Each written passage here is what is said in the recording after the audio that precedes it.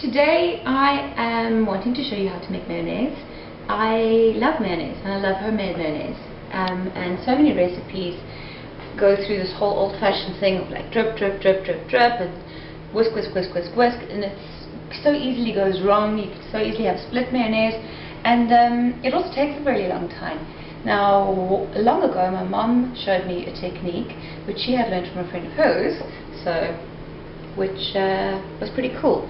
It's pretty quick, it's pretty easy, and I'd like to show you today so that you can make mayonnaise in seconds at home yourself.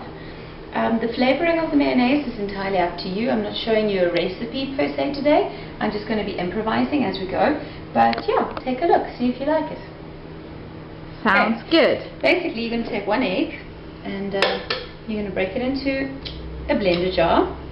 You want your jar to be a relatively slender jar. You don't want it to be a wide one because it needs to have a little bit of proximity. Then you're going to take about a cup of oil. What does the proximity do? You need the actual blender stick to be able to hold the liquid around it, and if it's going to be a wide one, then it's not actually going to be able to draw the liquid in it, and it's going to be kind of like all over the place. Okay. So you want it to kind of, the liquid that you have to be very close to the blade. So contain the energy of the blade. There we go. There we go. Well said, Annika. Okay. So I generally like to use just like a pure vegetable oil because it's a relatively neutral taste. But adding a touch of olive oil is nice, which I'm going to do. But if you were to do only olive oil, the flavor can be a little too strong. It can be quite bitter and a little too intense.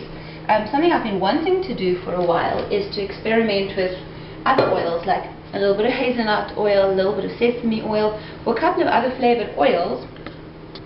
Other than this particular combination, and I haven't actually strayed much further than this combination. So you have about 3/4 of 3/4 of a regular vegetable oil and then a quarter of olive oil. Pretty much.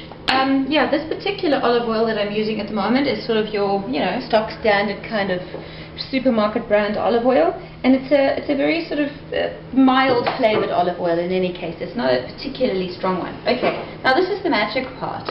The rest is going to be just flavoring. Literally, I've got one full egg with its white and its yolk and a cup of oil, and this is pretty much where the magic happens. So I'm just going to put the stick blender right to the bottom. I'm going to put it on. I'm going to put it on, and then it's not working.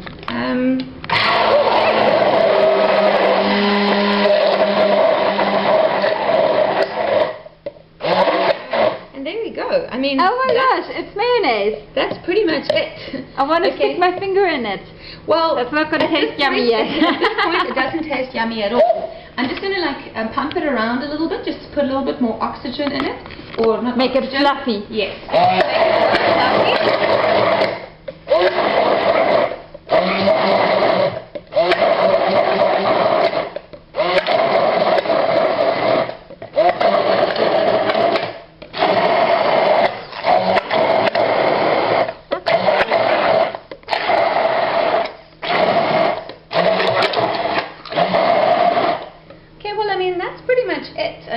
That's mayonnaise, and the flavoring that you add now is entirely up to you. I mean, there are things that are traditional. I mean, the traditional flavorings would be a little bit of Dijon mustard, there would be vinegar, but I prefer to use lemon juice. There would be garlic if you like. I mean, if you wanted to make an aioli, you can add a whole lot of garlic. And there's a couple of them naturally, of course, salt and pepper. And yeah, I sometimes like to add just a tiny little dash of curry. But when I say tiny, like a tiny little dash of curry. And if you were wanting to make a Caesar salad, hold on a second, you would add like a little bit of Parmesan cheese, where there's very little left because I used most of it in my lunch today. And you would use Worcester sauce. So I'm going to just season this little guy up now and see how we go. I mean, you could also do like dill and use it on a potato salad. So I'm just struggling with the little stick guy here. This is a new blender. My last one gave it a go.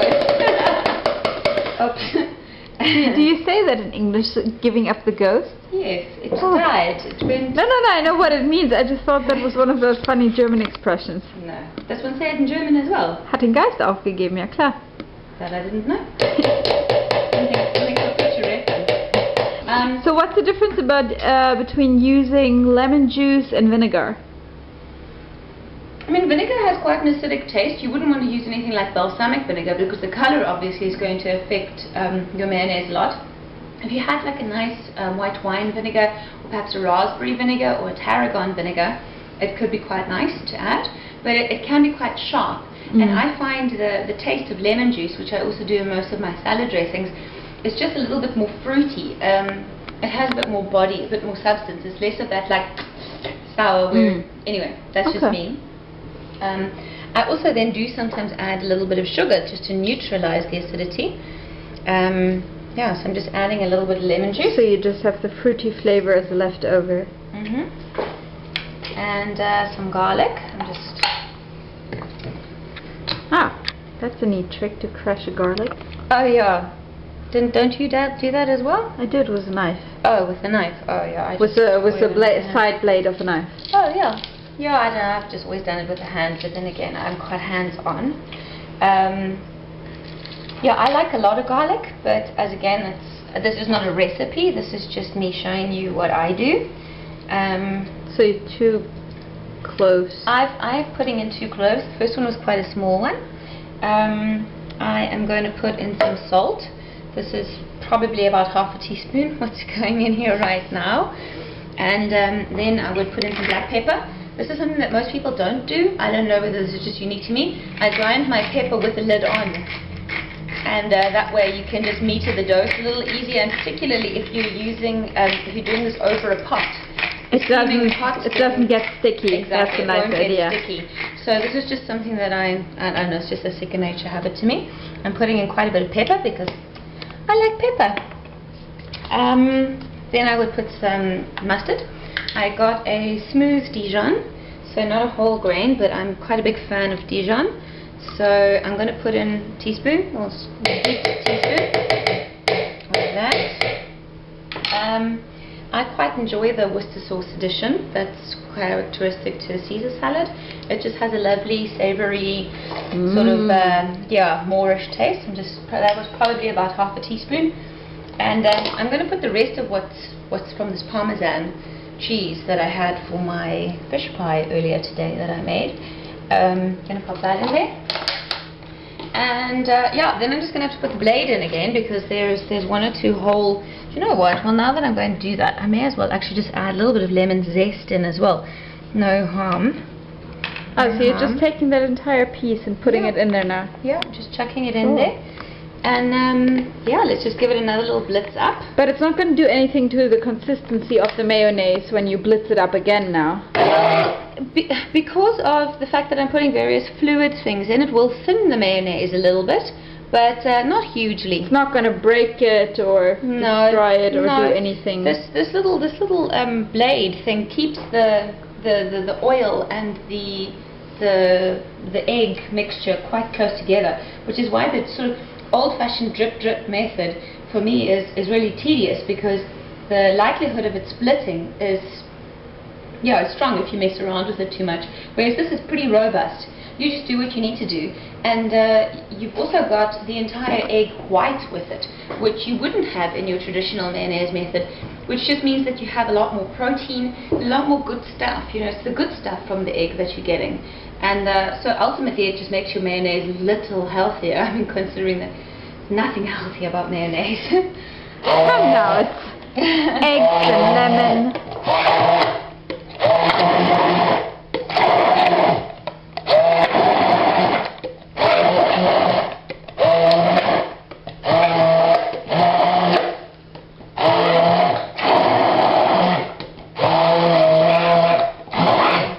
I'm just going to taste them, see. Me too. That's very nice, yeah. I'm thinking a touch more lemon juice. I think that may have been a little too little lemon juice. I like that sort of zesty. Oh, oops. There goes my lemon.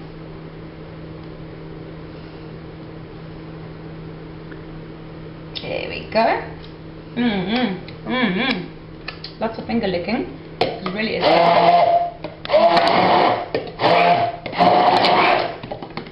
Ultimately, that should be it.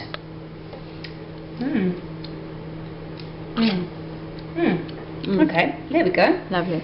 So now I'm going to wrestle with this guy again. Now my fingers are oily. So let me ask you a question. What I always have with homemade mayonnaise, how long... Sorry.